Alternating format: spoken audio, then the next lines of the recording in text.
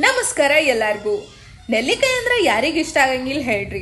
ಅದ್ರಾಗೂ ಈ ಬೆಟ್ಟದ ನೆಲ್ಲಿಕಾಯಿ ಅಂತೂ ಸ್ವಲ್ಪ ಹುಳಿ ಸ್ವಲ್ಪ ಒಗರ್ವಾಗಿ ಎಷ್ಟು ಚಲೋ ಅನ್ಸುತ್ತಲ್ಲ. ಆಮೇಲೆ ಇದ್ರಾಗ ವಿಟಮಿನ್ ಸಿ ರಿಚ್ ಆಗಿರೋದ್ರಿಂದ ಬಹಳ ಹೆಲ್ತ್ ಬೆನಿಫಿಟ್ಸ್ ಕೂಡ ಇರ್ತಾವ.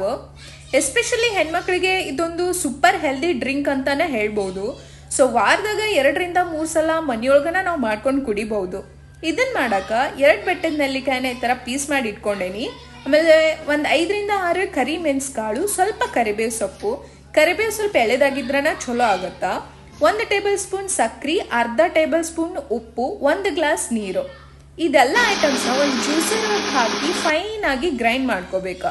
ಗ್ರೈಂಡ್ ಆದ್ಮೇಲೆ ಇದನ್ನ ಶೋಧಿಸ್ಕೊಳಕ್ ಹೋಗ್ಬಾರ್ದು, ಯಾಕಂದ್ರೆ ಜ್ಯೂಸ್ನ ಯಾವಾಗಲೂ ತಿರುಳು ಇಲ್ದನ ಕುಡಿಬೇಕು. ಅಂದ್ರನ ಅದ್ರೊಳಗಿರೋ ಫೈಬರ್ಸ್ ಆಗಲಿ ವಿಟಮಿನ್ಸ್ ಆಗಲಿ ನಮ್ಮ ಬಾಡಿನ ರೀಚ್ ಆಗೋದು. ಸೊ ಶೋಧಿಸ್ಕೊಳ್ಳಾರ್ದ ಈ ಥರ ಗ್ಲಾಸ್ ಜಾರ್ಸಿಗೆ ಹಾಕ್ಕೊಂಡು ನಾವು ಡೈರೆಕ್ಟಾಗಿ ಕುಡಿಬೋದು.